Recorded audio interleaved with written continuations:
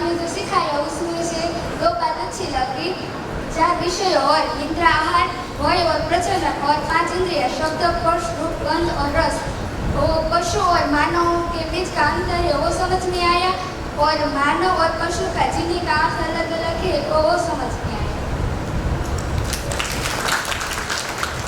Good. और अमित हिरानी, सूरत से आया हूँ। अभी तक जो आपने जो समझाने की कोशिश की और जो मुझे जो समझ में आया है वो मैं बताना चाहता हूँ। बहुत बढ़िया। कि जिंदा रहना वो तो अभी आपने क्लियरली बता दिया, और जीना वो भी बाकी है। स्वयं के प्रति विश्वास क्या है वो भी सीखना है। लेकिन सुख और संतोष ये हमारी निरंतर कामना रहती है सर। लेकिन मुझे ऐसा लगता है कि सेल्फ ऑब्जर्वेशन से ये पूर्ण हो सकता है। दूसरी बात कि सुख दूसरों के ऊपर डिपेंडेंट है और क्षणिक है, जिससे सुख से जीने का विश्वास क्षण क्षण घट रहा है उसके वजह से, जिससे असुरक्षा और अकेलेपन और बहुत सारी नेगेटिविटी आती है। बढ़िया। तो ये भी साबित हो गया इधर कि रूप, धन, बल, पद, इन सब से सम्मान ये सब मिलता है, लेकिन सुख नहीं मिलता है। सुख मिलता है लेकिन क्षणिक है। तो ये हम क्या करते हैं हर समय कि जो अस्थायी है, जो परिवर्तनशील है, सतत बदलता रहता है, उन सभी चीज़ों, उन सभी लोगों से हम स्थायी सुख की अपेक्षा कर रहे हैं अभी। तो मुझे ऐसा अभी फील हुआ कि अपने खुद के ऊपर विश्वास से, स्वयं के प्रति विश्वास से हम भूतकाल की पीड़ा, वर्तमान का विरोध और भविष्य की चिंता, इनसे स्थायी सुख प्राप्त कर सकते, उनसे छुटकारा मिलता है और स्थायी सुख प्राप्त कर सकते हैं। और लास्ट में कि अभी आपने एक बहुत अच्छी चीज़ बताई सर, कि जिंदा रहने का कोई भी सामान जीने का काम नहीं आता। तो ये एक अलग लेवल की बात है जो अभी तक बहुत जगह पे ये सब सिखाया जाता है कि ये चीज़ करोगे तो ये मिलेगा, ये करोगे, ध्यान करोगे तो ये मिलेगा, योग करेगा तो ये मिलेगा। ये सब करते हैं, लेकिन उनका सुख है वो चिरस्थायी है कि नहीं वो हमें पता नहीं। और इंद्रियों द्वारा जो हम सुख में लेते हैं उनसे क्या होता है कि सुख की इच्छा हर समय बढ़ती रहती है। ये एक समय है जो मुझे सुख मिल गया तो दूसरे सुख की कामना होगी मेरे, लेकिन उनसे दुख ज़्यादा बढ़ता है, सुख नहीं बढ़ता है। तो अभी तक मेरा जो समझ है वो मुझे ऐसा लगता है कि स्वयं के प्रति विश्वास से संबंध, जो हमारे आसपास जो लोग हैं उनसे संबंध सुधरेंगे और उनसे शायद मुझे स्थिर सुख मिलेगा और मेरी मानसिकता है वो भी स्थिर हो जाएगी, जिसकी मुझे बहुत ज़रूरत है। वो विनू भाई नाम है उनका, उन्होंने आपकी शिविर की थी निकोरा में, और उन्होंने मुझे, मेरे अंदर बहुत डेटा एंट्री की उन्होंने। फिर बोले कि लास्ट में आपको सॉफ्टवेयर इंस्टॉल करना है, तो मैं इधर आ गया सर।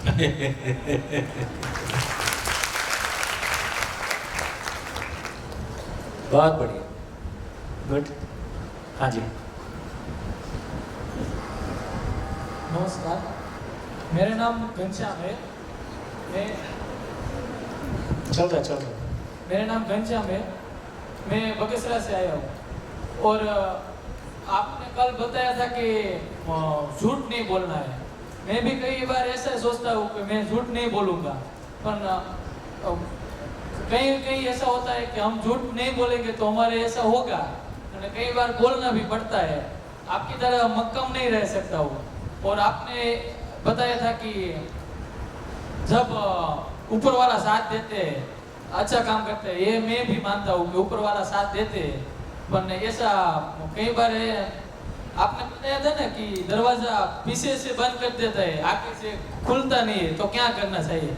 हम ऐसा करना चाहते हैं पर अगला दरवाजा खुलता नहीं तो हम पीछे से हट जाते हैं।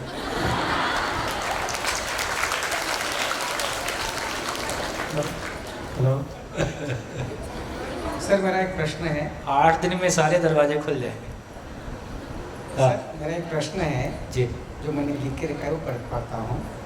कि मानव जो भी कुछ करता है सुख सम्मान पाने के लिए करता है, लेकिन सम्मान और पहचान क्या है वही उसको पता नहीं है। इसके लिए अस्थायी चीज़ों से वो स्थायित्व थोड़ा माइक ऊपर कर ले। मुझे सभी गलत की जानकारी नहीं है, ये मेरा अधूरापन है। कभी मेरा अधूरापन मेरे पहचान में आता है, कभी नहीं आता है। जो अधूरापन मेरे सोच के बाहर है वो तो ठीक है, लेकिन कुछ अधूरेपन मुझे मालूम होते हुए भी मैं उनको स्वीकार नहीं करता। स्वीकार करता हूँ तो भी उसके ऊपर काम नहीं करना चाहता। मेरा अधूरापन, मेरी कमियाँ मैं किससे शेयर नहीं करता। मेरी अच्छाइयाँ मैं सबके सामने शेयर करने के लिए कोशिश करता हूँ, लेकिन अधूरापन छुपाता हूँ। ये सिर्फ मेरी अधिकांश मानव की समस्या होगी। तो ऐसा क्यों होता है?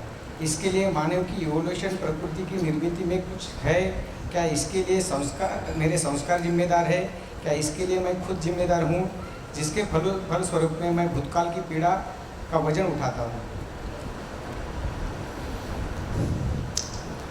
देखिए,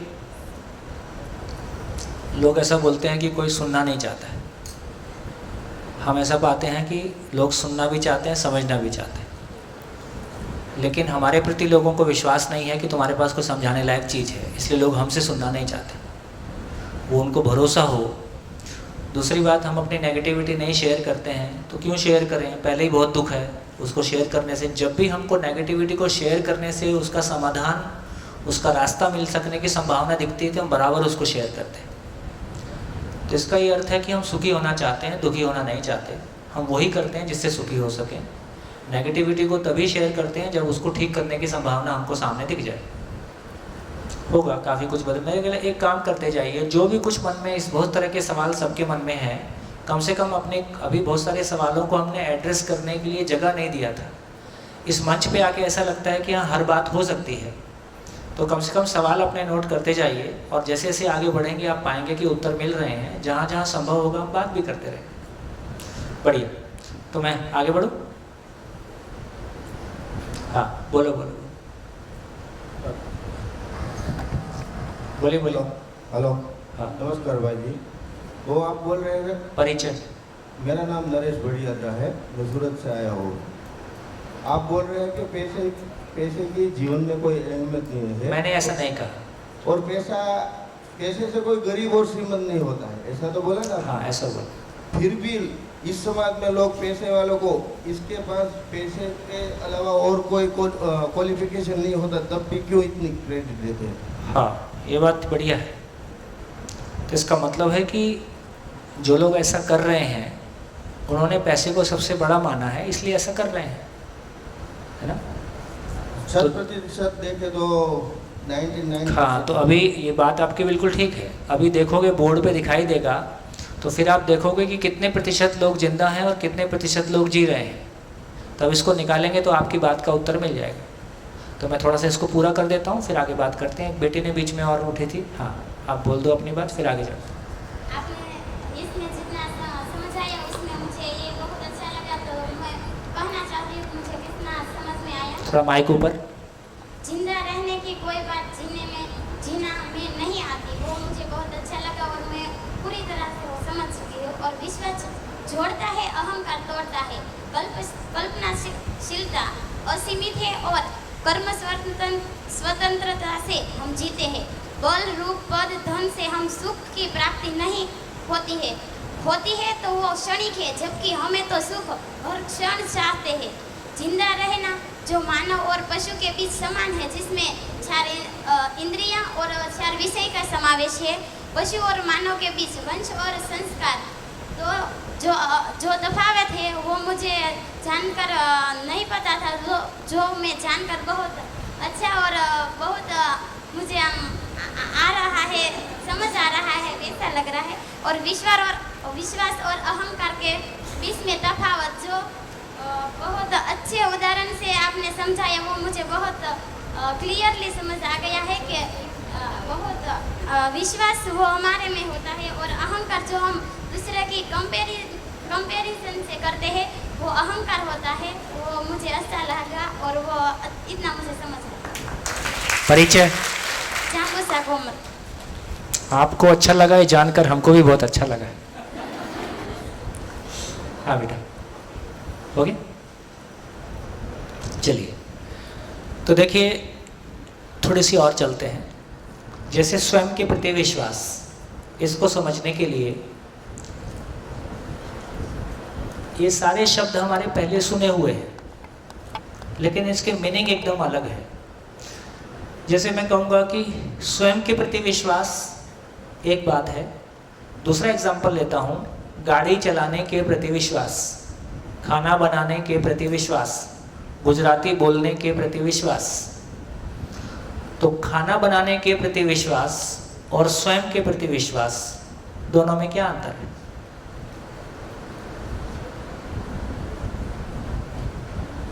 खाना बनाने के प्रति विश्वास कैसे आया और स्वयं के प्रति विश्वास कैसे आएगा? कौन बताएगा? माइक। जब स्वयं के प्रति विश्वास होगा तभी तो खाना बनाने में विश्वास आएगा। अच्छा, हमारे पर विश्वास ही नहीं होगा, हमने ऐसा मान लिया कि खाना मेरे से नहीं बनेगा, ये जल जाएगा, ऐसा हो जाएगा, तो खाना बनाने के प्रति विश्वास है ना वो। हाँ, तो पहले स्वयं के प्रति विश्वास आना चाहिए ना। कितने लोगों को ऐसा लगता है?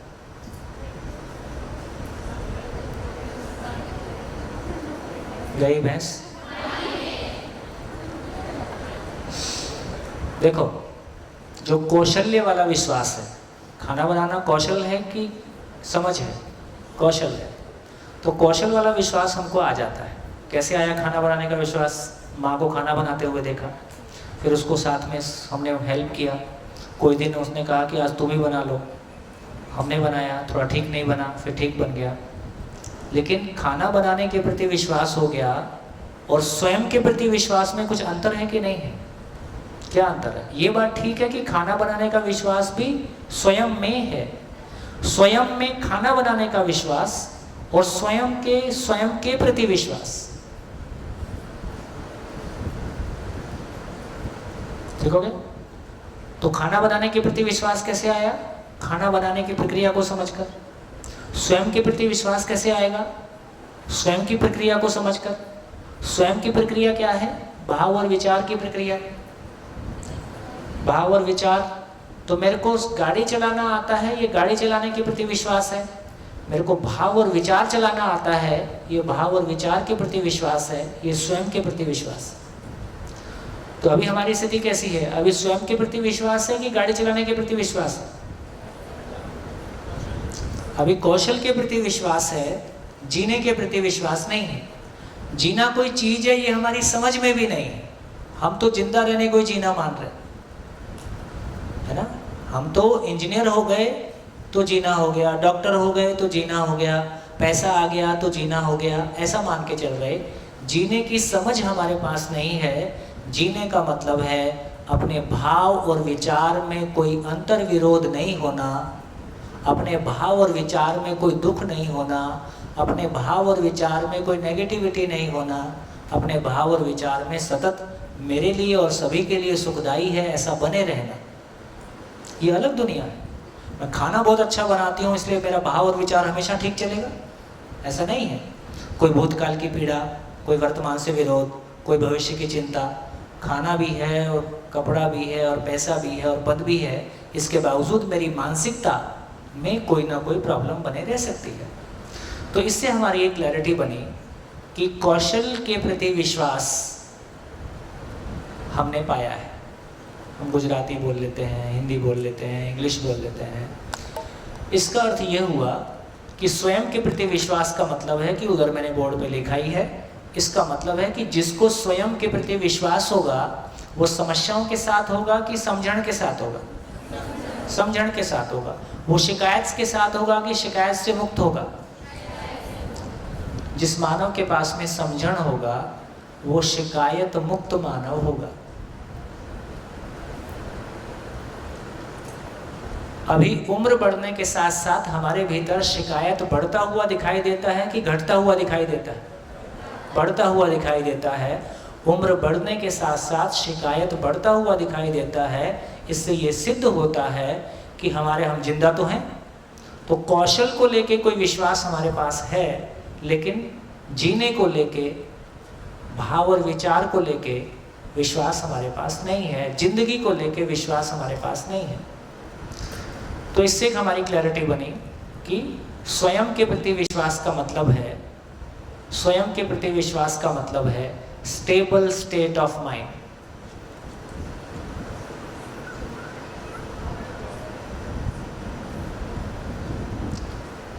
स्टेबल स्टेट ऑफ माइंड, इसको दूसरी भाषा में बोलता हूँ, जब जब मेरे भीतर हिलन डुलन होता है भाव और विचार में, इसी का नाम अतृप्ति है।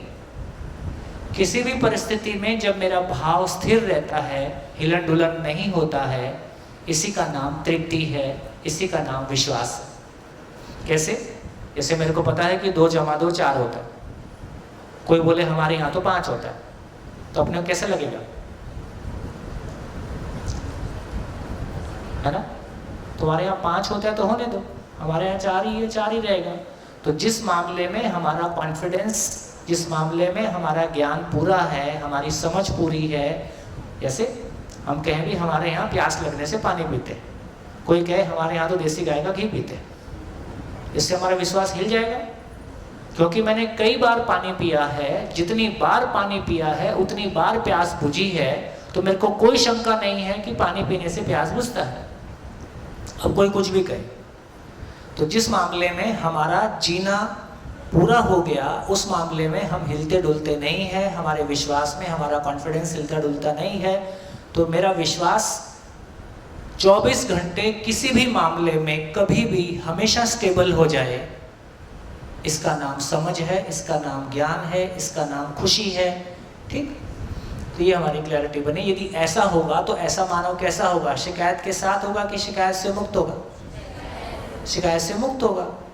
तो ऐसा मानव शिकायत से मुक्त होगा, समझण के साथ होगा। जब एक मानव को अपने भाव और विचार पे पकड़ बन गई, स्टेबिलिटी आ गई, स्थिरता आ गई, अब वो दूसरे मानव के साथ व्यक्त होता है तो उसके साथ वो कैसा जिएगा? ऐसा मानव जब दूसरे मानव के साथ जिएगा तो सम्मान का कटोरा लेके रहेगा? नहीं, तुम मेरा सम्मान करो।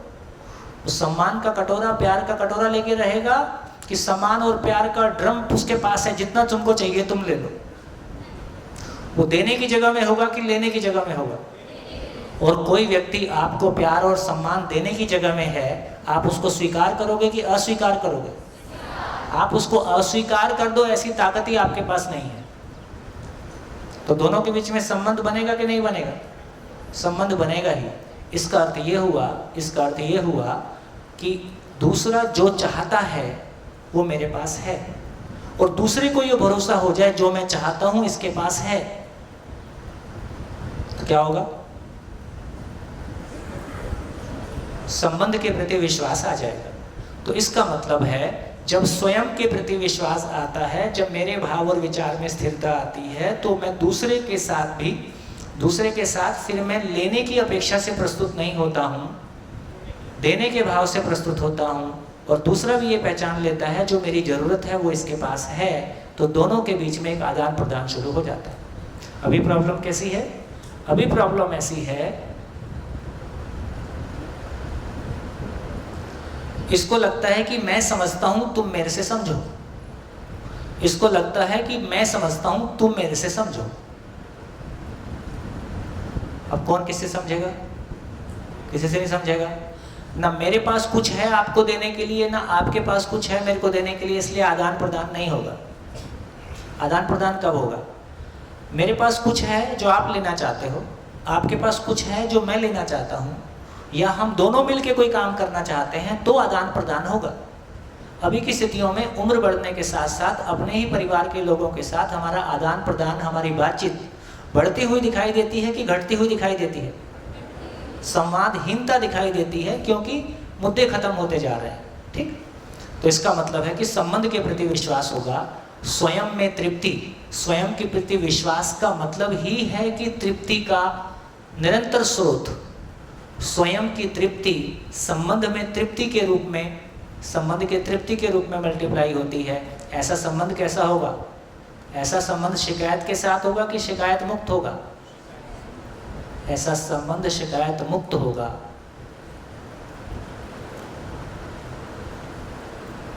और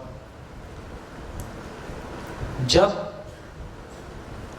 जिस तृप्ति की मुझको तलाश है, जिस सुख की मुझको तलाश है, जिस सम्मान और पहचान की मुझको तलाश है, वो मुझको जब अपने आप में मिल गई, मेरे साथ मुझको मिल गई, मैं खुद को प्यार कर पाता हूँ, खुद का सम्मान कर पाता हूँ, फिर मेरे हाथ में कटोरा रहेगा?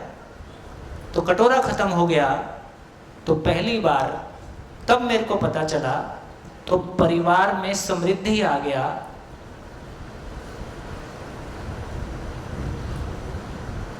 ऐसा परिवार कैसा होगा? अभाव मुक्त परिवार, अभाव मुक्त परिवार। क्योंकि अब मेरे को पैसे से मेरी पहचान की तलाश नहीं है, क्योंकि मेरी पहचान और मेरा तृप्ति मुझको स्वयं के प्रति विश्वास और संबंध के प्रति विश्वास से मिल गया। तो मेरी पैसे के साथ में अहंकार और पैसे के साथ में पहचान की तलाश खत्म हुई। तो मैं पहली बार ये पहचानता हूँ कि मेरी आवश्यकता कितनी है। अभी मेरी आवश्यकता हम तय करते हैं कि हमारी आवश्यकता टीवी को देख के, पड़ोसी को देख के तय होती है?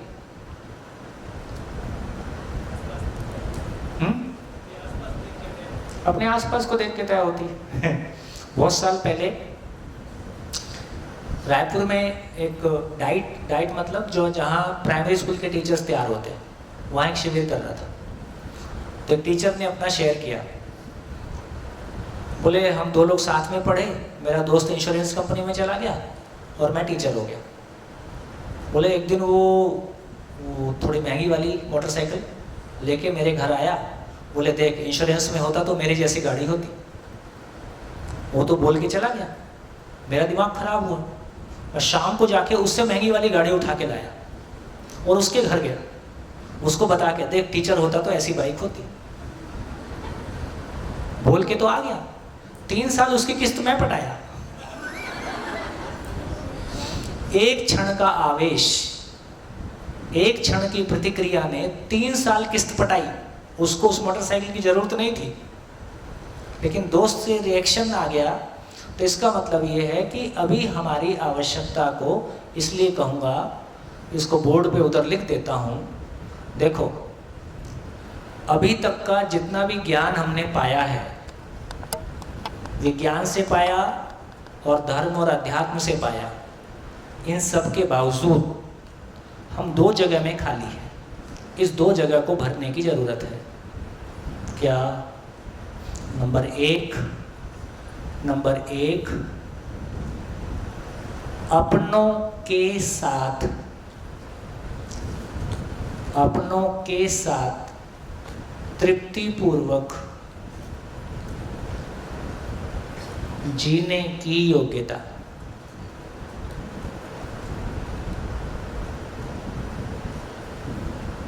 हमने दुख अपनों से पाया कि परायों से? अपनों से। ठीक, तो अपनों के साथ, जैसे मेरे को कंप्यूटर के साथ जीना आता है कि नहीं? आता है। खेत के साथ आता है, किचन के साथ आता है, कूलर के साथ आता है। अपनों के साथ नहीं आता। इसका मतलब हुआ कि मैंने जो भी कुछ पढ़ा, मैं इंजीनियर बन गया, डॉक्टर बन गया, जो भी कुछ मैंने पढ़ा, धर्म से पढ़ा, अध्यात्म से पढ़ा, लेकिन अपनों के साथ तृप्तिपूर्वक जीने की, एक परिवार शिकायत मुक्त होके जी सके अपनों के साथ। कितने लोग हैं जो अपनों के साथ शिकायत के साथ जीना चाहते हैं?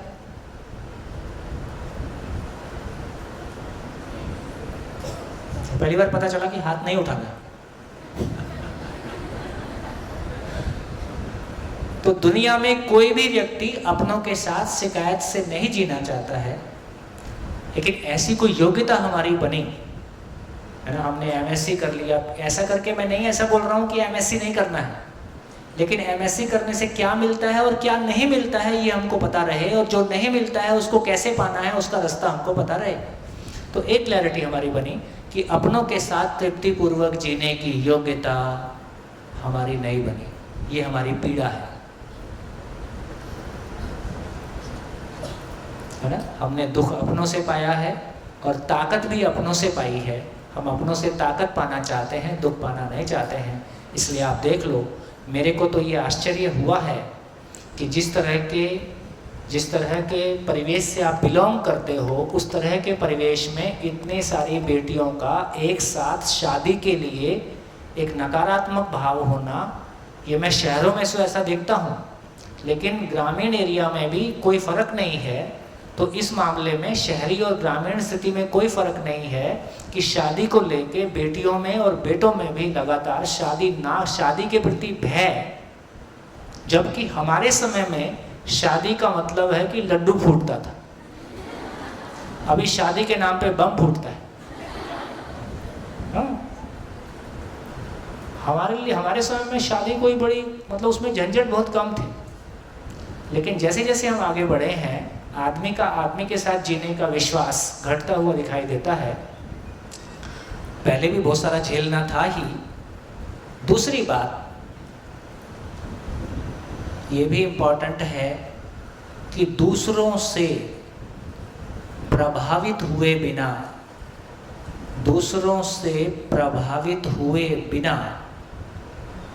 एक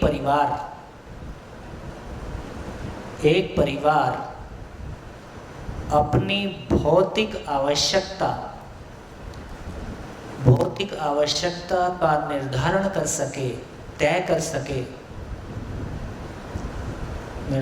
कर सके, ऐसी योग्यता हमारी नहीं बनी अर्थशास्त्र में 10 PhD करने के बाद। कहाँ वैक्यूम है, खाली है। और इन 2 समस्याओं के अलावा पूरी मानव जाति के पास कोई समस्या नहीं है। इन 2 समस्याओं की वजह से दुनिया की तमाम समस्याएं हैं। ये 2 समस्याएं पूरे वर्ल्ड की जितनी भी शिक्षा है उससे एड्रेस नहीं होती है। यहाँ पढ़ लो, लंदन में पढ़ लो, अमेरिका में पढ़ लो, स्टैनफोर्ड में पढ़ लो, ऑक्सफोर्ड में पढ़ लो। इस बात पे ध्यान चला गया? आप कुछ इससे भिन्न कहना चाहते हो तो बताइए। अब तक का जो भी हमने धार्मिक, आध्यात्मिक और विज्ञान से जो कुछ भी पाया, उसके बावजूद ये 2 गैप हमको दिखाई देते हैं कि अपनों के साथ तृप्तिपूर्वक, जैसे इंजीनियरिंग करके मैं यदि सिविल इंजीनियरिंग करता हूँ तो मेरे को ये मकान के साथ जीने की योग्यता आ जाती है। मकान कैसे बनेगा, पुल कैसे बनेगा। मैं इलेक्ट्रॉनिक्स इंजीनियरिंग करता हूँ तो इलेक्ट्रॉनिक्स के साथ में जीने की योग्यता आ जाती है। मैं मैकेनिकल इंजीनियरिंग करता हूँ तो मैं मेडिकल साइंस पढ़ता हूँ तो शरीर के साथ जीने की योग्यता आ जाती है। लेकिन मैं क्या पढ़ाई पढ़ूं कि मेरे को मानव के साथ जीने की योग्यता आ जाए। धर्म और अध्यात्म पढ़ते हैं तो ईश्वर के साथ जीने की योग्यता आने की संभावना बनती है। कितने लोगों को आती है वो एक अलग प्रश्न है, लेकिन आदमी वहाँ भी छूटा हुआ है। विज्ञान को पढ़ते हैं तो भौतिक वस्तुओं के साथ जीने की योग्यता आती है, आदमी वहाँ भी मिसिंग है।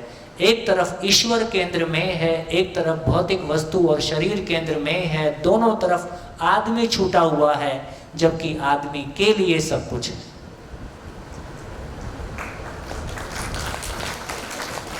बढ़िया। आपकी चर्चा कहीं नहीं है, कहीं मेरे शरीर की चर्चा है, कहीं शरीर को सुविधा देने की चर्चा है, और कहीं आत्मा की परमात्मा से चर्चा है। मेरी चर्चा कहीं नहीं है। तेरा क्या होगा कालिया?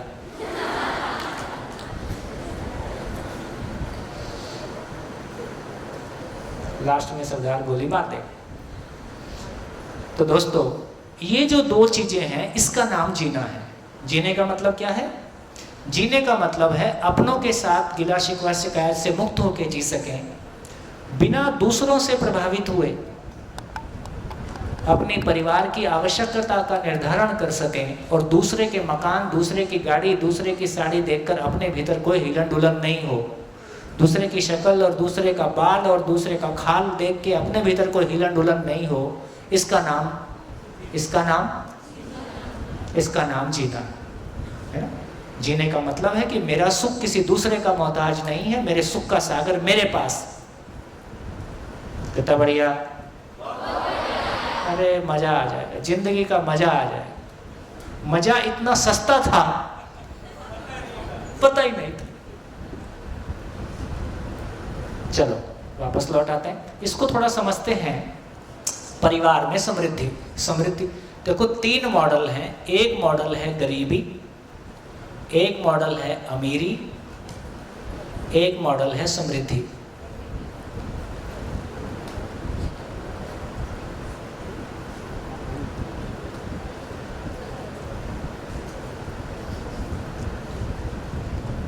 वस्तु की कमी और कमी का एहसास, ये एक ही बात है कि अलग अलग बात है?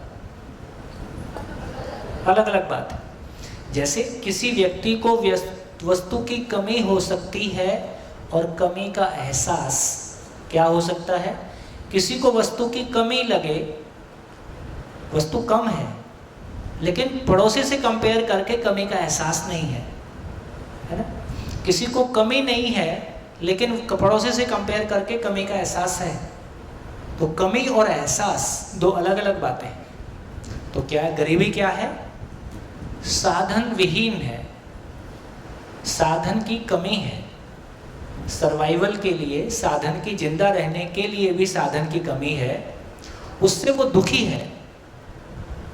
और पड़ोसी से कंपेयर करता है तो और दुखी होता है, इसका नाम दरिद्रता है। तो गरीब का मतलब क्या हुआ? साधन की कमी भी है और कमी का एहसास भी है, इसका नाम गरीब है। अमीर क्या है? अमीर क्या है? क्या लिखूं? साधन विहीन लिखूं? साधन संपन्न? साधन संपन्न है। सुखी? सुखी लिखूं? नहीं, दुखी लिखूं? और दरिद्र लिखूं कि उदार लिखूं?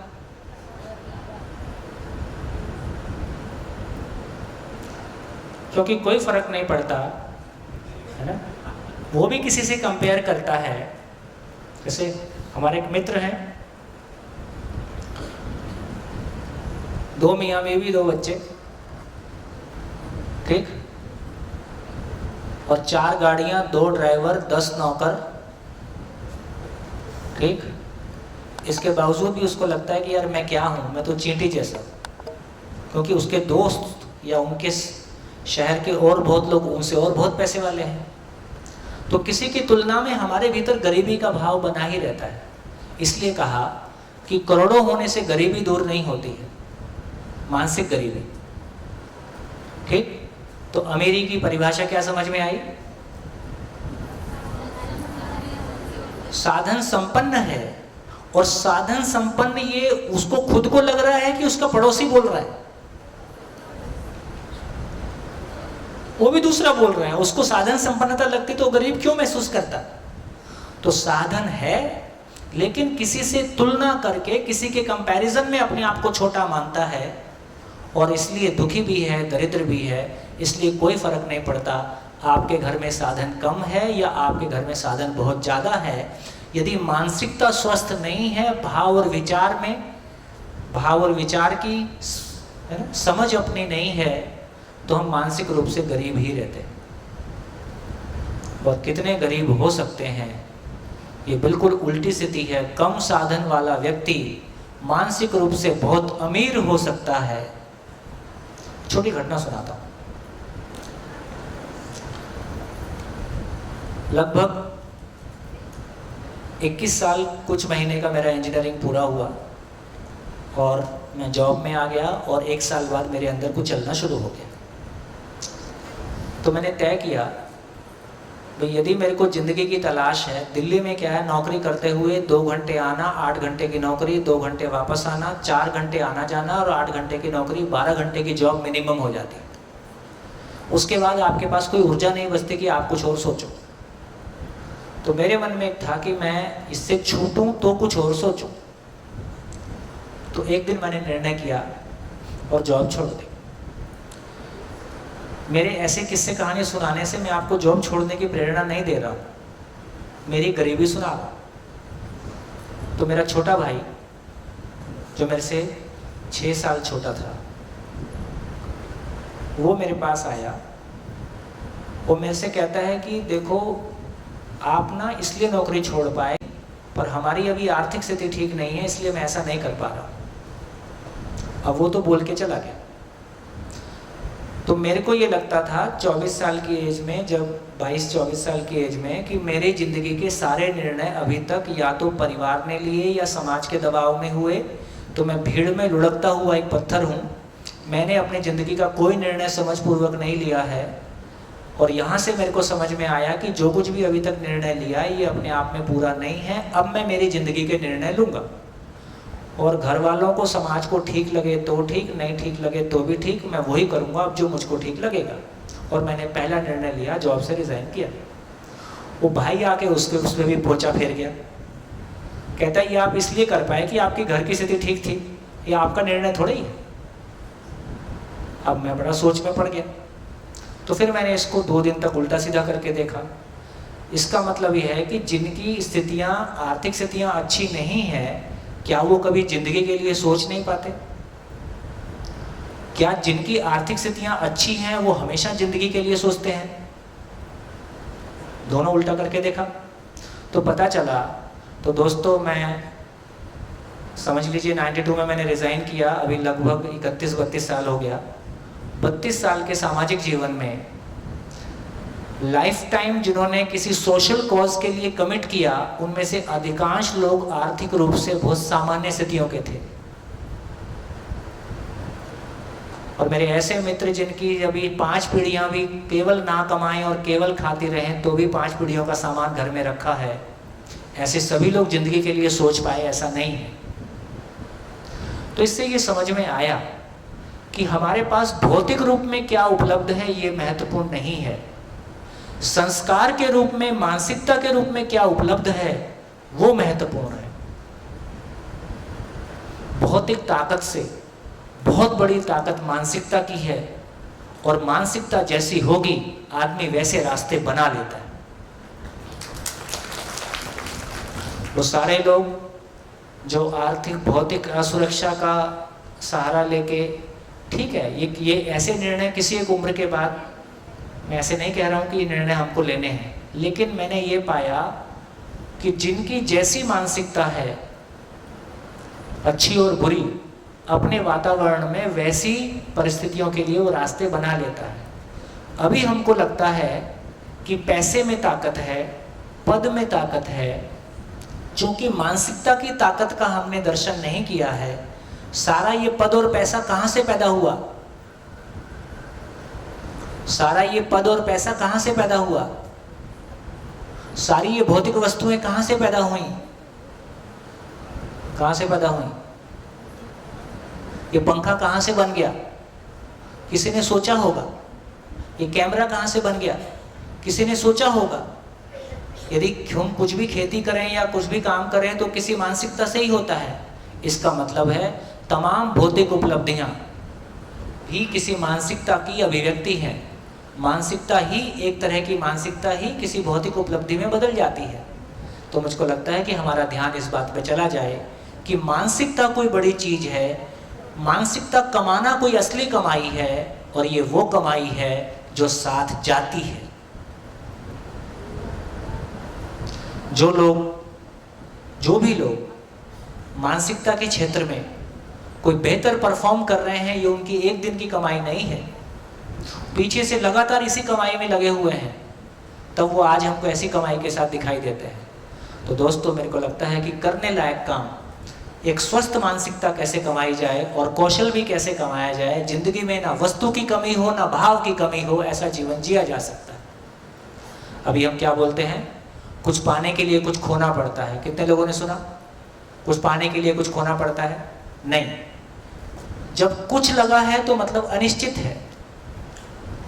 जिंदगी पाने के लिए तन मन धन नियोजित करना पड़ता है, कुछ पाने के लिए कुछ खोना नहीं पड़ता है। सब कुछ एक साथ पाया जा सकता है, खोना कुछ नहीं पड़ता है।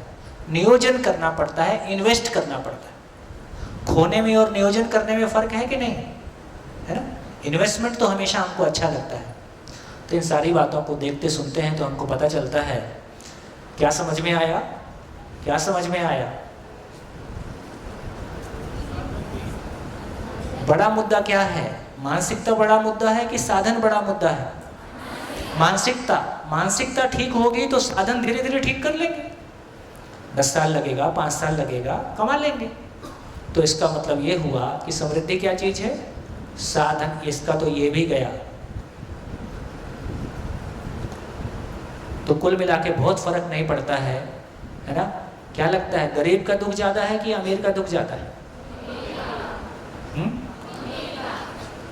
बिल्कुल उल्टा हो सकता है। कम से कम गरीब अपने दुख को खुल के कह तो सकता है।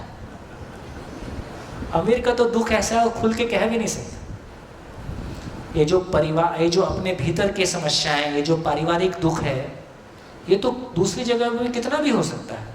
तो गरीब के घर में भी मानसिक दुख कितने भी हो सकते हैं, अमीर के घर में भी मानसिक दुख कितने भी हो सकते हैं। इसका अमीरी गरीबी से कोई लेन देन नहीं है, क्योंकि जिंदा रहने का कोई सामान, जीने की दुनिया में उसकी एंट्री ही नहीं है, नो एंट्री का बोर्ड लगा है।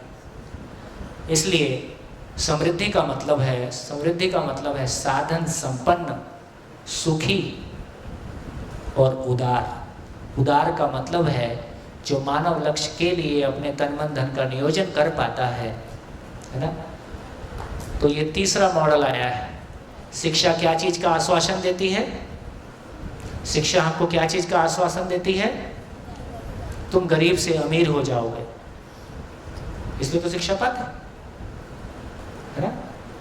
लेकिन अब पता चला ये अमीरी और गरीबी दोनों इस धरती का बोझ है। कितने लोग अमीर होना चाहते हैं?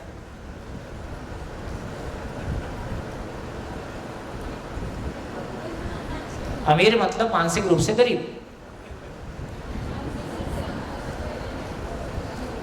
है ना? कितने लोग समृद्ध होना चाहते हैं?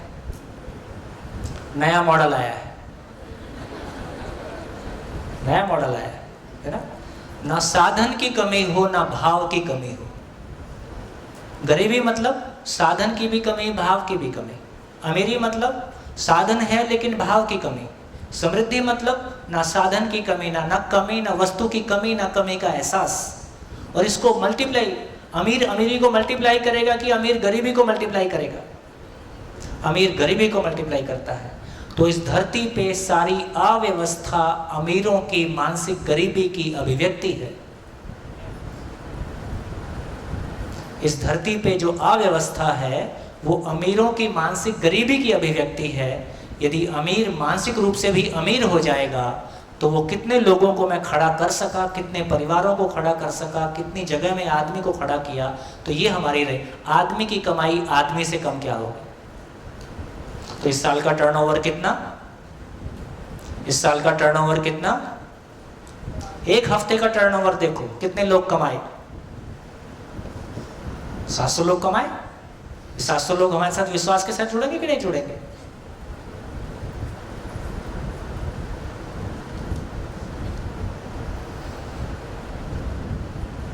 हाँ जी, वापस लौट आते हैं। कहाँ पहुंचे? कहाँ पहुंचे?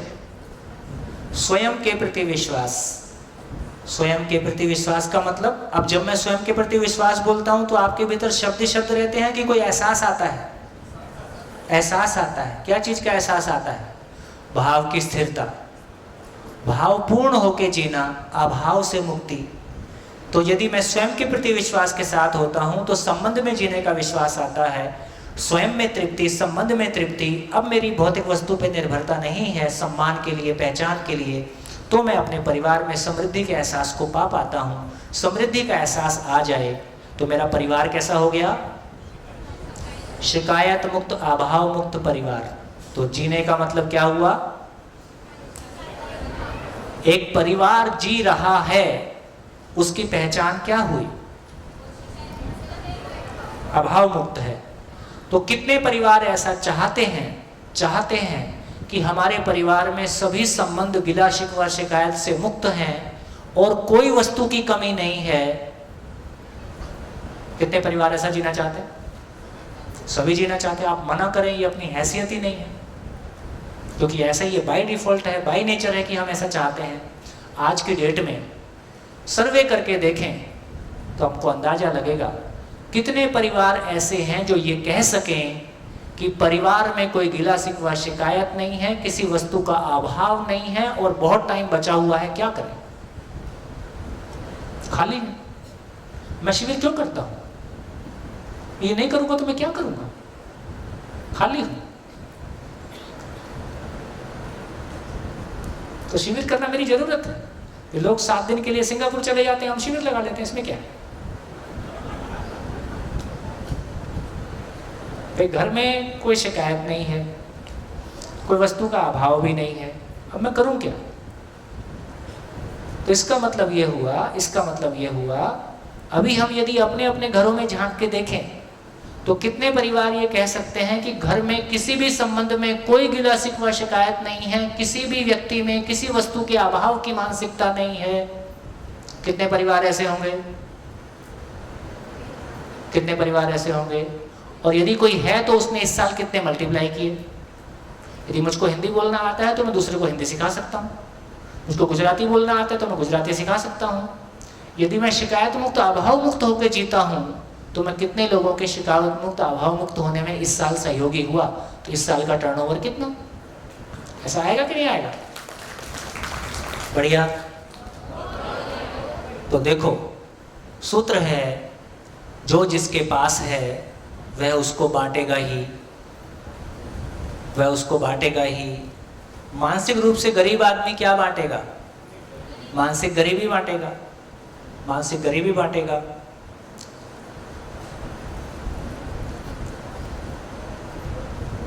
अहंकारी आदमी क्या करेगा? दबा हुआ क्या करेगा? मौका मिलने से दूसरों को दबाएगा। प्रभावित हुआ क्या करेगा? प्रभावित करेगा। और सुखी आदमी क्या करेगा? सुख बांटेगा।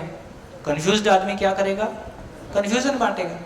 बांटेगा ही, जो जिसके पास है वह उसको बांटेगा ही। एक परिवार जो स्वयं में शिकायत मुक्त अभाव मुक्त यदि हुआ है तो क्या करेगा? क्या करेगा? क्या करेगा?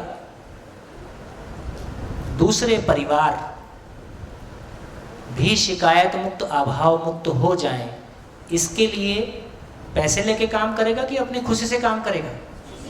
पैसे की उसकी जरूरत नहीं है, क्योंकि उसके परिवार में उसकी जरूरतें पूरी हो रही हैं, है ना? तो मैं मेरी खुशी के लिए, है ना, मैं मेरी खुशी के लिए इस काम को करूंगा, इससे समाज बनेगा। ये समाज बनने का सूत्र है। कैसा? कैसा? फिर बहनों को भाइयों से दिक्कत नहीं होगी। इस विधि से ये काम होगा। इस विधि से ये काम होगा। यदि मेरे भीतर सुख की तलाश है और वो इंद्रियों से पूरी होती है तो मैं हर एक में उस संभावना को देखते रहता हूं कहां से पूरी हो सकती। और जब ये विचार मेरे भीतर चलता है तो मेरे को अपने भीतर अपराध बोध होता है कि यार मैं क्या सोच रहा हूं। तो इसका मतलब ये हुआ, जब तक मेरी वो तृप्ति की तलाश अपने में पूरी नहीं हो जाती है तब तक मैं बाहर उसको ढूंढूंगा। यदि ये तृप्ति की तलाश हमारी शिक्षा पूर्वक पूरी हो सकती है, भाई हमको एक दिन हिंदी बोलना नहीं आता था, एक दिन आ गया। एक दिन गुजराती बोलना नहीं आता था, एक दिन आ गया। एक दिन खाना पकाना नहीं आता था, एक दिन आ गया। एक दिन लिखना नहीं आता था, एक दिन आ गया। एक दिन मैथमेटिक्स नहीं आता था, एक दिन आ गया। एक दिन हमको सुखपूर्वक जीना नहीं आता था, एक दिन आ गया। इतना ही तो हो ना।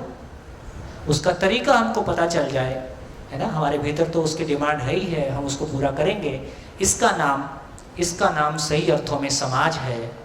और सभी ऐसे हो जाएं, धरती के सभी परिवार ऐसे हो जाएं, यही समाज और व्यवस्था का काम है। यही समाज और व्यवस्था का काम है, जिसको अभी हम सरकार के नाम से जानते हैं। इतना ही काम है, ज़्यादा काम नहीं है। क्योंकि मूल चीज हमको नहीं पता है, इसलिए इतना सारा तिकड़म है। ठीक, इससे ज़्यादा कुछ काम संसार में है नहीं। इसलिए मेरी तो बहुत गहरी इच्छा है, सबसे ज़्यादा विदेश में रहने वाले लोग शायद गुजरात से होंगे पूरे भारत में, या केरल के भी काफ़ी लोग बाहर हैं, लेकिन गुजरात के बहुत लोग हैं जो विश्व के, मेरे को लगता है, बहुत सारे देशों में रहते हैं। यदि कोई बढ़िया संभावना दिखाई देती है ना, तो क्या ये संभव नहीं कि विश्व के सभी देशों में जाएं और हम सही अर्थों में किसी तृप्ति को बांट के आएं? भारत सबसे मांगते रहेगा कि भारत कुछ दे के भी आएगा, है ना? तो भारत की सदियों की जो तपस्या है, उसने ज्ञान के लिए काम किया है, किसी आदमी की खोज के लिए, आदमी की गहराई के लिए काम किया है, उस गहराई को शिक्षा पूर्वक पाया जा सकता है, दिया जा सकता है, ये एक अद्भुत संभावना प्रकट होती है। अब इस पूरी चर्चा को देखें, तो अब हमारी क्या क्लैरिटी बनती है कि जिंदा रहना और जीना अब हमको कितना स्पष्ट हो रहा है। कितने लोगों को स्पष्ट हो रहा है? ठीक हो गया? तो ये रही पूरी चर्चा कि बेसिकली अब बताइए कितने परिवार जिंदा हैं, कितने परिवार जी रहे हैं, कितने प्रतिशत परिवार जिंदा हैं, कितने प्रतिशत परिवार जी रहे हैं? क्या बोलोगे?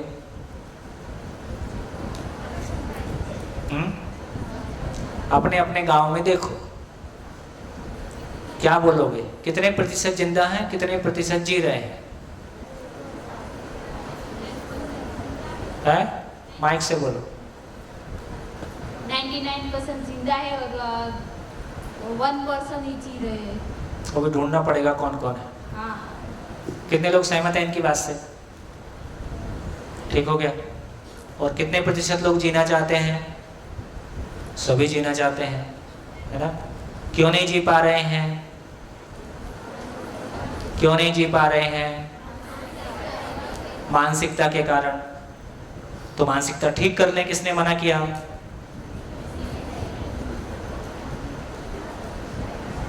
बस यहीं पे आके बात आई कि मानसिकता को कैसे ठीक किया जाए, है ना? उसके लिए हमको एक रास्ता चाहिए। उस रास्ते को देखते हैं धीरे धीरे कैसे काम करेंगे। सभी भारत के सभी परिवार शिकायत मुक्त, अभाव मुक्त हो जाएं कि संसार के हो जाएं?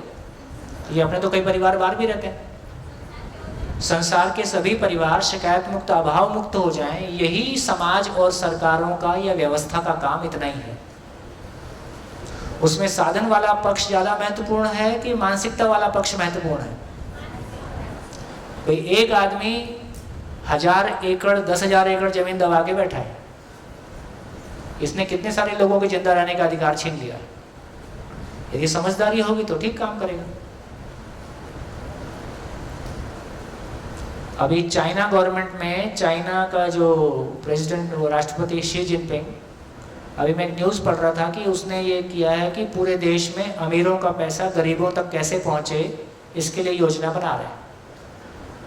तो बहुत सारे देश, खासकर मार्क्सिस्ट देशों में, जहाँ ये मान्यता है कि जो पैसा है वो समाज की सबकी संपत्ति का, सबका उस पर बराबर हक है, लेकिन पूंजीवाद तो वहाँ भी बढ़ गया है। ये प्रॉब्लम आ ही रही है। लेकिन इसको छीन के बांटा जाए या वो स्वेच्छा से उसका नियोजन करे, क्या ठीक है? स्वेच्छा से करेगा तो उसकी खुशी भी उसके साथ होगी, और जो योग्य है उसने मान लीजिए कमाया है अपनी मेहनत से, तो धीरे धीरे रास्ते ऐसे निकलेंगे। नमस्कार, परिचय तो मैंने अपना कल दिया था। मेरा नाम नीलकंठ भाई है और मैं नूतन भारतीय आश्रम शाला में मैथ साइंस का टीचर हूँ। अभी जो चर्चा हुई, जीने का मतलब क्या है और जो मैं समझा वो शेयर करना चाहूँगा। जीने का मतलब पहले स्टेबल स्टेट ऑफ माइंड के साथ, अपने प्रति विश्वास के साथ बना रहना। अगर अपने प्रति विश्वास बढ़ेगा तो संबंध के प्रति भी विश्वास बढ़ेगा, संबंध के प्रति विश्वास बढ़ेगा तो परिवार में समृद्धि आएगी। परिवार अगर समृद्ध हो जाए तो समाज का समृद्ध होना तय है, और समाज समृद्ध होगा तो व्यवस्था भी बेहतर बनेगी, और कहीं कोई भी शिकायत, गिला शिकवा रहेगा नहीं। बस जीना इसी का नाम है। फिर राष्ट्रवाद ही विश्ववाद हो जाएगा। फिर राष्ट्रवाद का क्या मतलब हुआ? फिर राष्ट्रवाद का ये मतलब हुआ कि हमारा राष्ट्र दूसरे राष्ट्रों के आगे बढ़ने में कितना सहयोगी हुआ, ये हमारे राष्ट्र की पहचान है ना? अभी अभी हमारे राष्ट्र की पहचान कैसी है? हमारा राष्ट्र दूसरे राष्ट्रों से, दूसरे राष्ट्र हमारे राष्ट्र से कैसे छोटे हैं, हम कैसे बड़े हैं। वही मानसिक प्रॉब्लम देश के साथ है, वही मानसिक समस्या आदमी के साथ है, आदमी की समस्या देश के साथ है। तो धीरे धीरे सारे संकट मिटेंगे। बढ़िया। और हाँ जी, और कुछ नए लोगों को सुनना चाहेंगे? आप बोलो तब तक। इस बार काफ़ी लोगों ने मन लगा के लिखा है। माइक ले लो। अपनी मानसिकता ठीक हो जाने पर दुख का अनुभव नहीं कर सकते। अपनी मानसिकता ठीक हो, विकास होने पर दुख का अनुभव जीवन में कभी हाँ, मानसिकता का विकास होने का ही, मानसिकता विकसित ना होने का नाम ही दुख है। दुख है। मानसिकता जब विकसित हो जाती है तो दुख निवृत्त हो जाता है। सुखी बढ़िया। हाँ जी, और सर मेरे 2 क्वेश्चन है। हाँ। अगर हम पूरी जिंदगी सुखी सुख हो तो हम बोर नहीं हो जाएंगे? हाँ, सोच रहे हैं ताली बजाएं कि नहीं बजाएं। अच्छा क्वेश्चन है, आप में से कोई आंसर देगा? देखो क्वेश्चन इनका बहुत अच्छा है। हाँ जी, पीछे एक माइक दीजिए। ये सुखी सुख हो गया तो बोर नहीं हो जाएंगे? तो हम किस सुख की बात कर रहे हैं? मैं किस सुख की बात कर रहा हूँ और ये किस सुख की बात कर रहे हैं? नहीं सर, मानसिक सुख हो। हाँ हाँ ठीक है, मैं तुम्हारा क्वेश्चन ठीक है, गलत नहीं है। हाँ जी, परिचय से शुरू करें। हेलो। Mic on.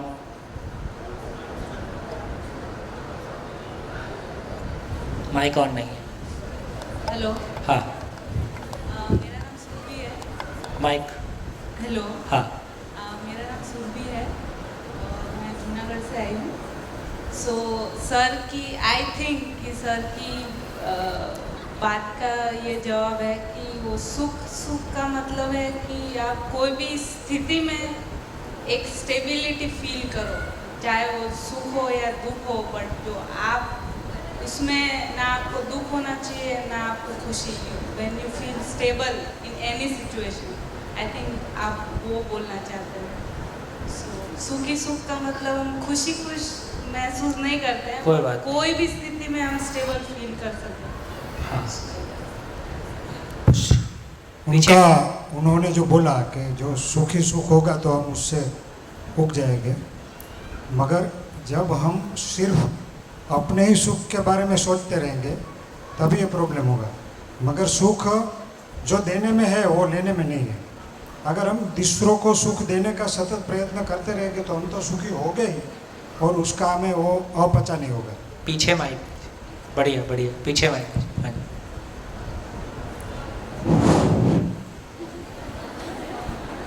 अगर हम मानव की तलाश का अगर शोध करें तो उसमें मालूम पड़ेगा कि मानव है सुखी आनंदित रहने के लिए हमेशा प्रयत्नशील है। और उसका आनंद कैसा होना चाहिए? वो अत्यंतिक आनंद होना चाहिए, जिसको हम बोलते हैं सच्चित और आनंद। जिस आनंद का अंत न हो, ऐसा आनंद की शोध के अंदर मानव हमेशा प्रवृत्त होता है। और जब ये मानसिकता हमारी यहाँ स्तर पर विकसित हो जाती है तो वो आत्यंतिक सुख हमें प्राप्त होता है। तो वहाँ अभाव का स्वभाव होता ही नहीं है और दुख की मात्रा वहाँ आना संभव ही नहीं है। इस हिसाब से मैं आपका जी बढ़िया बढ़िया, ठीक है। मैं आपकी बात का और इन्होंने कुछ कहने की कोशिश की है, मैं और उसमें जोड़ देता हूँ। आप गलत नहीं कह रहे हो। इंद्रिय सुख में वो गड़बड़ है ही है कि यदि वो सुखी मीठा खाया तो नमकीन का मन करता है, ठंडी ठंडी लगी तो फिर लगता है अब गर्मी आनी चाहिए, जब गर्मी आई तो फिर लगता है बरसात आनी चाहिए। तो इसका मतलब है कि जो हम इंद्रिय सुख की बात कर रहे हैं उसमें हम एक ही तरह के सुख से बोर हो जाते हैं, इसमें कोई शंका नहीं है। फिर उसमें परिवर्तन की आवश्यकता लगती है। लेकिन तुम अपने में अब सोच के देखो कि तुम्हारी दोस्त के साथ में बहुत अच्छे संबंध हैं और तुमको बहुत अच्छा लग रहा है, क्या तुम ऐसा बोलते हो कि 6 महीने हो गए अब संबंध अच्छे हैं, अब मैं संबंध से बोर हो गई हूँ, तुम धोखा दे दो मेरे को? है ऐसा लगता है कभी? ऐसा नहीं लगता है। इसका मतलब है कि ये जो भाव की दुनिया का सुख है, जो भाव की दुनिया में जो अच्छा होने की जो बात कह रहे हैं, तो अपने में हमेशा हमेशा अपने पे गर्व बना रहे, या मैं अपने में गर्व रहते रहते बोर हो गया हूँ, अब मैं थोड़ा सा नीचा देखना चाहता हूँ, ऐसा लगता है? अपने में विश्वास की निरंतरता हो या बीच बीच में अविश्वास होता रहे, क्या लगता है? अपने भीतर सम्मान, अपने भीतर जिसको हम सेल्फ रिस्पेक्ट बोलते हैं, आत्मसम्मान बोलते हैं, अपने भीतर आत्मसम्मान हमेशा बना रहे कि बीच बीच में अपमान होता रहे? उससे बोर होते हैं क्या? विश्वास से बोर होते हैं, सम्मान से बोर होते हैं जो अपने अंदर से आता है।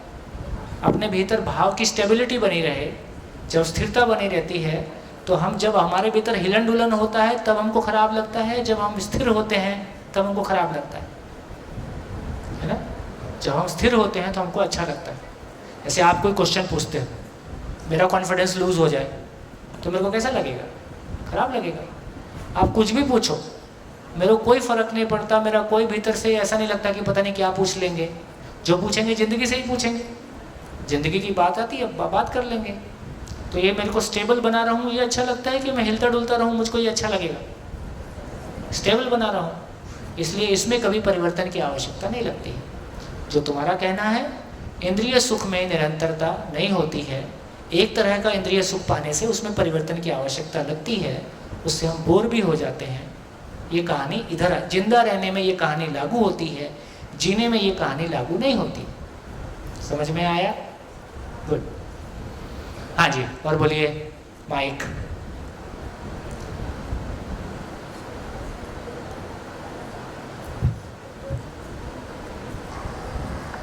मेरा नाम निशांत काछड़िया है सर, मैं बड़ौदा से आया हूँ। सर मेरा एक आपसे क्वेश्चन था कि आपका सर 24 साल में जो स्थिति था, वहाँ से आपको ऐसा लगा कि मानसिक अभाव है, मतलब आपको ऐसा क्लियर हुआ कि मानसिकता का अभाव है। अभी 24 साल में आपकी जो भौतिक स्थिति थी वो स्थिति नहीं होती तो वो आपकी मानसिकता होती? अगर वो होती तो आज आप, अगर वो नहीं होती तो आप जो अभी स्थिति में है आज, वो स्थिति में होते? देखिए, मैं अपनी वाइफ और एक बच्चे को लेके खाली हाथ बिना किसी फंडिंग के बस्तरों के जंगल में जाके रहने की हिम्मत किया। वहाँ तो मेरे परिवार का कोई पैसा नहीं गया मेरे साथ। सरकार का फंडिंग मैं ले सकता था, वो मैंने लिया नहीं। इसका मतलब है कि हमारी मानसिकता ही काम आती। हमारी मानसिकता ही बहुत बड़ी ताकत है। अभी हमारे एक मित्र हैं, उनका भतीजा भांजा है, वो पिछले 15 साल से फैमिली में, मतलब करोड़ों रुपया फैमिली में है। एक दिन उसको लगा कि ये सब फालतू है, मज़ा नहीं आ रहा है इसमें जी के, क्या करूं?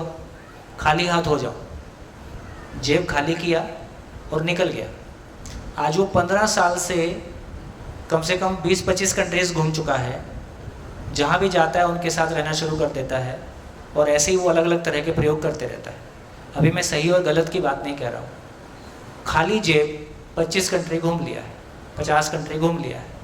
इसका मतलब है ये जो हमको लगता है कि पैसे से दुनिया चल रही है, इससे भी बड़ा एक लेवल है कि मैं नहीं कह रहा हूँ कि पैसे से दुनिया नहीं चलती है, लेकिन ये कोई मानसिकता कोई बड़ी ताकत है। जिन लोगों ने बहुत बड़े काम किए वो पैसे की वजह से किए कि मानसिकता की वजह से किए? नानू भाई के पास कौन सा पैसा था? यहाँ इन्होंने जब कल बात हो रही थी तो पहले साल का इनका पूरी संस्था का बजट जो है 6,000 रुपये था। तो जिन लोगों ने सही अर्थों में कुछ सामाजिक बड़े परिवर्तन किए, वो सभी लोगों ने पैसे की ताकत से किए कि किसी मानसिक ताकत से, भावनात्मक ताकत से किए? तो इस बात पे आप ध्यान दोगे तो आपको पता, वो आंसर मिल जाएगा कि भौतिक ताकत अपनी जगह, उसका सम्मान है, उसकी आवश्यकता है। शरीर को जिंदा रहने के लिए उसके बिना कोई सहारा नहीं है। लेकिन आदमी के जीवन में जो गति आती है वो भौतिकता की वजह से नहीं आती है, वो मानसिकता की वजह से आती है।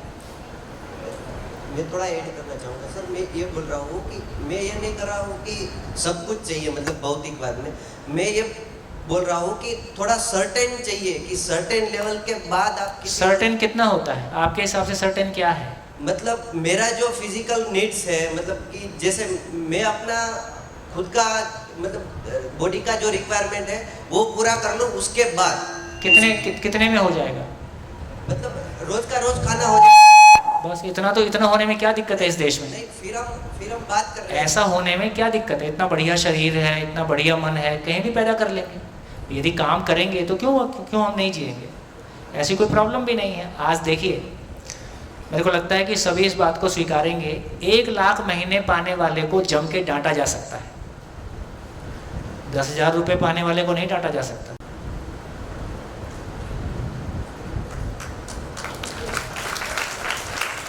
आपके घर में जो बाई काम करती है वो आपको छुट्टी मांगती है कि बताती है?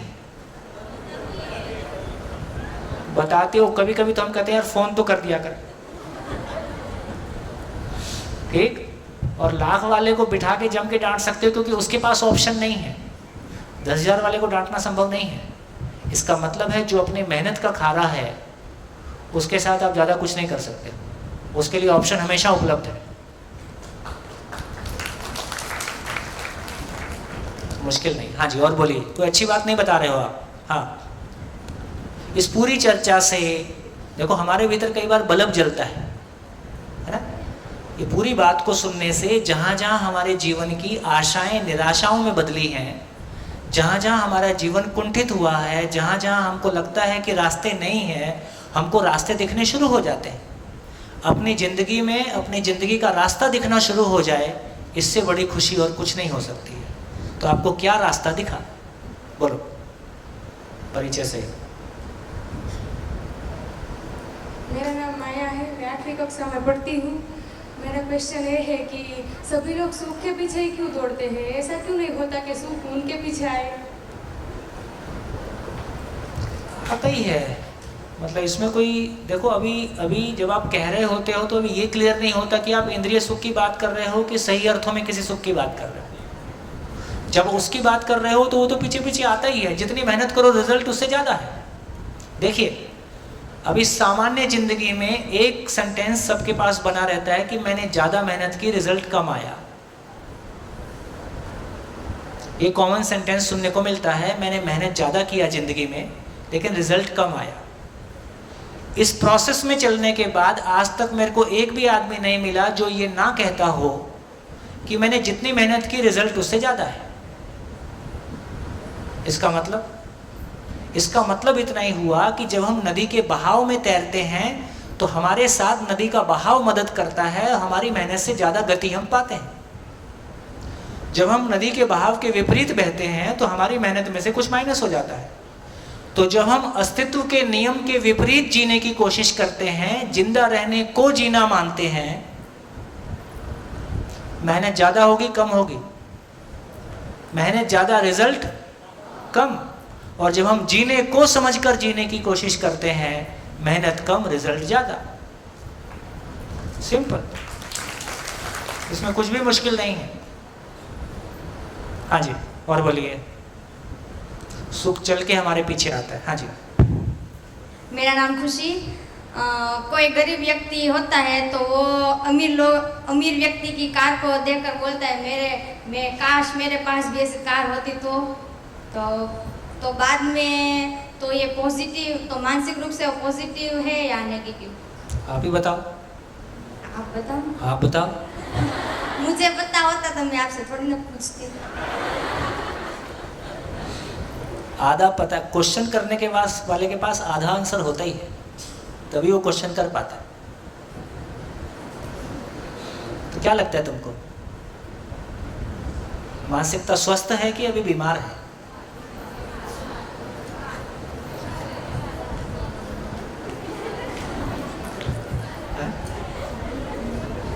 भाई कोई व्यक्ति किसी दूसरे की कार को देख के ऐसा सोचता है तो उसकी मानसिकता स्वस्थ है कि अभी बीमार है? स्वस्थ है तो अच्छी बात है, खुश रहो। बीमार है। बीमार है। देखो कैसी बात है, 2 मिनट रोक रहा हूँ। गाड़ी की स्पीड कितनी? 100 किलोमीटर, 200 किलोमीटर। गाड़ी क्या चीज़ की बनी है? लोहे की। क्या काम करती है? एक जगह से दूसरी जगह आने जाने का। हमारी विचारों की स्पीड कितनी है? अनलिमिटेड। और ये विचार, ये गाड़ी किसने बनाई? किसी विचार ने बनाई, ठीक। जो जिससे निकला उससे छोटा होगा कि बड़ा होगा? तो मैं मानव, जिसका शरीर कोशिकाओं से मिलके बना है, जिसका ब्रेन, जिसमें सोचने की ताकत पूरे ब्रह्मांड को समझने की है, मैं इतनी सक्षम, इतनी बड़ी मशीन, मैं मानव, और एक लोहे के टपरे से प्रभावित होता हूँ। लोहे का टपरा ही तो है। पुरानी जंग खाई हुई कार कैसी लगती है ना? तो इसका मतलब है कि मुझको अपने मानव होने का एहसास नहीं है, इसलिए कार भी मुझ पे भारी पड़ती है। मुझको अपने मानव होने का एहसास होगा तो लोहे का टपरा ही होता है। ठीक है, आने जाने का साधन है। तो मेरे से बड़ा कैसे हो सकता है, मैं उससे प्रभावित कैसे हो सकता हूँ? उसको आने जाने के लिए इस्तेमाल करूँगा, इसमें कोई दिक्कत नहीं है, लेकिन उसकी मेरी पहचान गाड़ी से होगी, ये मानसिक रूप से बीमारी की निशानी है। मैं स्वस्थ नहीं हूँ। बढ़िया। और हाँ जी, माइक। भैया माइक नहीं चाहते। अपनी लाइफ में यदि सुख होता तो दुख का अनुभव नहीं होता, और दुख होता तो सुख का अनुभव नहीं होता। जीवन में सुख और दुख दोनों होता है। यदि दुख ही दुख होता तो सुख का हमें कोई अनुभव नहीं होता। क्वेश्चन अच्छा है, लिख के रखो, बात करेंगे। हाँ जी। तो अब आपके इस क्वेश्चन से ये टॉपिक निकलता है कि अब सुख क्या है, उस पर बात करेंगे तो इसका आंसर निकल आएगा। जितने भी क्वेश्चन आपके मन में आते हैं कम से कम कॉपी के बैक साइड में लिखते जाइए। हाँ जी, माइक बदलिए। हेलो, हाँ मेरा नाम नितिन है, से आया हूँ भैया। कहाँ से? पुणे से। पुणे से आया। जी जी। तो ये माइक आवाज़ नहीं है आपकी, माइक दूसरा दे दो, ऑन करके दो।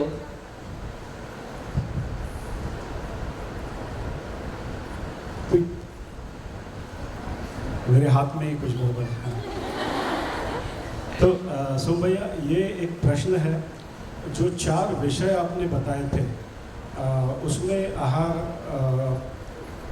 निद्रा, ये तो समझ आते हैं, पर ये जो भय का विषय है ये थोड़ा सा मेरे लिए या ब्रॉड विषय है।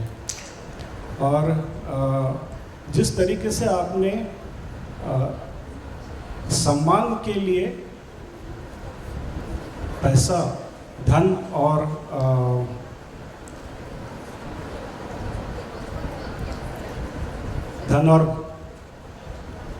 और पद, हाँ, तो मेरे माइंड में भय भी धन और पद देने के लिए बहुत इंस्ट्रूमेंटल है। मतलब सिर्फ सम्मान के कारण नहीं, पर भय के कारण बहुत सारे लोग पैसा और पद। आपकी आवाज़ टूट के आ रही है।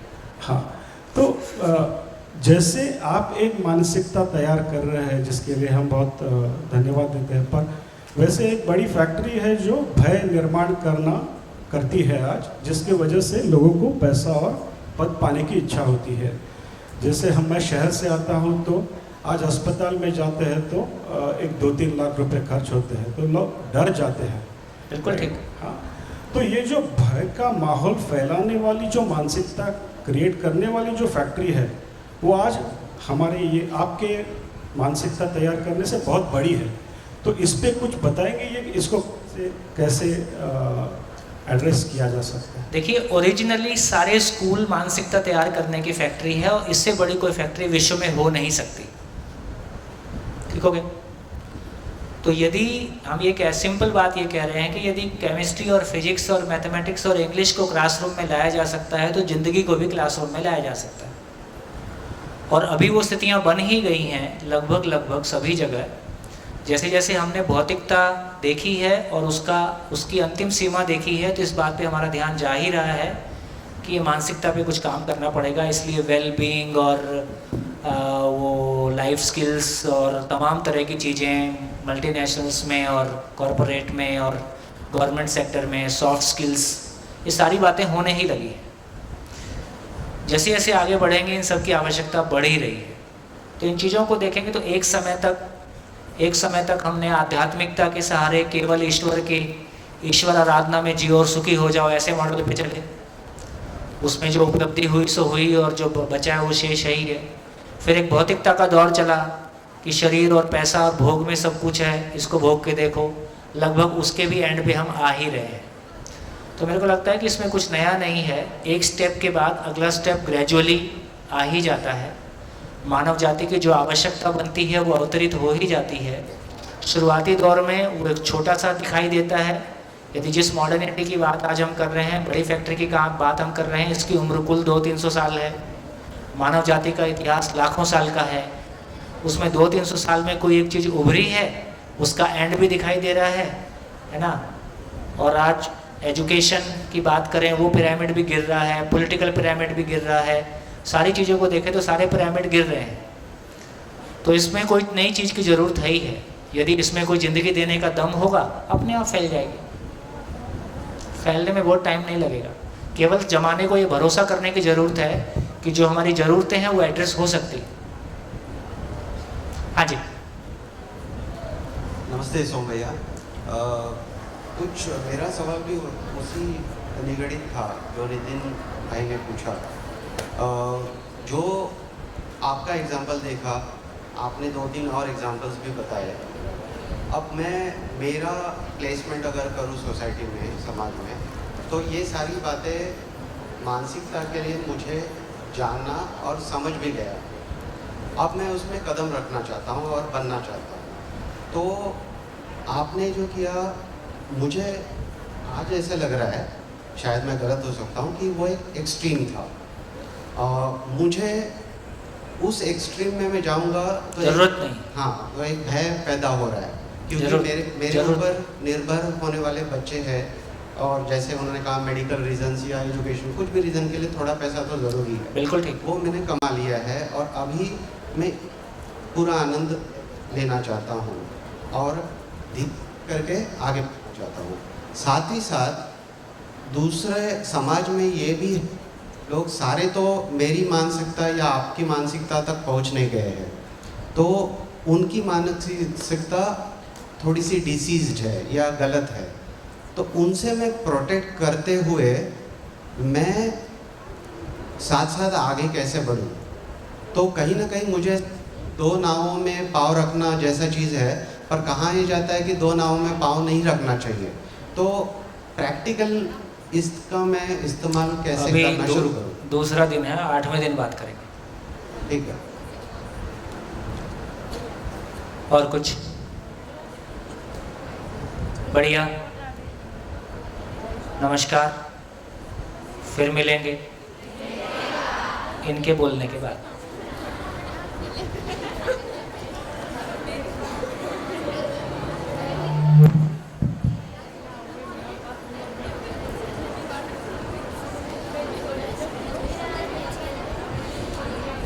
मानसिक प्रक्रिया और भौतिक वस्तु में क्या संबंध है? मानसिक प्रक्रिया और भौतिक वस्तु? भौतिक वस्तु का मतलब है माइक है, ये स्पीकर है, ये माइक है, ये कैमरा है, कपड़े हैं, शरीर है, ये सब भौतिक वस्तु। मानसिक प्रक्रिया क्या मतलब है? मानसिक प्रक्रिया का मतलब है कि मैं कोई चीज़ को सोचता हूँ, फील करता हूँ, सुखी होता हूँ, दुखी होता हूँ, उसको फिर सोचता हूँ, फिर कोई नए तरीके से सोचता हूँ, अब ठीक लगने लगता है। तो मानसिक प्रक्रिया का मतलब भाव और विचार और उससे जुड़ा हुआ सुख और दुख, ये मानसिक प्रक्रिया। हाँ जी, देखिए 2-3 बातें कह के अभी के सत्र को पूरा करता हूँ। एक तो इस सत्र में हमारी ये स्पष्टता बनी कि अभी तक हमारे पास, अभी तक मानव जाति के पास एक परिवार के जीने का स्वरूप उपलब्ध नहीं है। ठीक है? अभी तक हमारे पास क्या उपलब्ध है? भौतिकवाद कहता है कि अधिकतम में जियो, आदर्शवाद कहता है कि न्यूनतम में जियो। न्यूनतम का कोई मापदंड बनता नहीं, अधिकतम सबके लिए संभव नहीं। तो एक जो बहुत क्लियर चीज हमारे सामने आई है वो ये कि एक परिवार शिकायत मुक्त, अभाव मुक्त होकर जी सकता है, ऐसा हर परिवार जीना ही चाहता है। ऐसा जीने को समझने के लिए हम बाई एजुकेशन इस पे आगे बढ़ सकते हैं। तो एक परिवार, ऐसा एक परिवार जीना चाहता है कि विश्व के सभी परिवार जीना चाहते हैं, विश्व के सभी परिवार ऐसा जीना चाहते हैं। तो जीने की बात हम क्लासरूम में कर सकते हैं ना, जीने का भरोसा हम पा सकते हैं, दूसरों को दे सकते हैं। इन्हीं संभावनाओं के साथ आप भोजन करके, आराम करके फिर मिलेंगे 2:30 बजे।